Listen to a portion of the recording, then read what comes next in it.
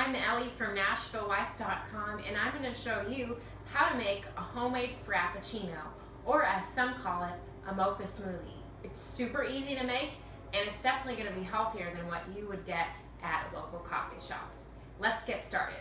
Now, in order to make this recipe, you're going to need coffee ice cubes and frozen bananas, so you'll need to set those up ahead of time. Coffee ice cubes are super easy to make. All you do is make up a cup of coffee and pour it into your ice cube trays and then stick it in the freezer for several hours and you have your coffee ice cubes.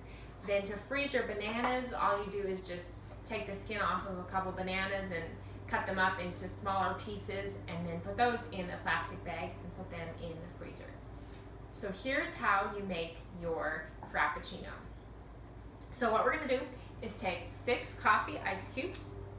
Now I'm using a Ninja blender, but you can use whatever blender you have at home. So I've got my 6 coffee ice cubes in here. And then I'm going to take about 3/4 cup of milk and pour that into my little blender. Now, if you're a coffee lover, you can add extra coffee. And you can add even more than I add, but you'll have to experiment with the taste. I just add about an extra teaspoon of instant coffee just to give it a little extra flavor, but not to overwhelm it with caffeine. And I know instant coffee can be a cop-out, but it really does taste good in the recipe, I promise. And then you'll take your frozen banana. I've got half of a frozen banana chopped up into smaller pieces. Put that in my blender. And then you'll want to add a little bit of chocolate flavoring. Now this can come in the form of store-bought homemade chocolate sauce or chocolate drink powder like Nesquik. I have some homemade chocolate sauce that's left over from an event, and so I'm going to add just a spoonful of that. Now again, you may want to add more if you really like chocolate, but again, it's up to you, so feel free to experiment and see what tastes better for you. So that's really all you need in your homemade Frappuccino. So now we're gonna blend it up.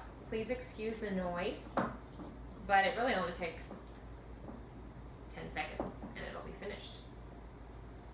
So here we go.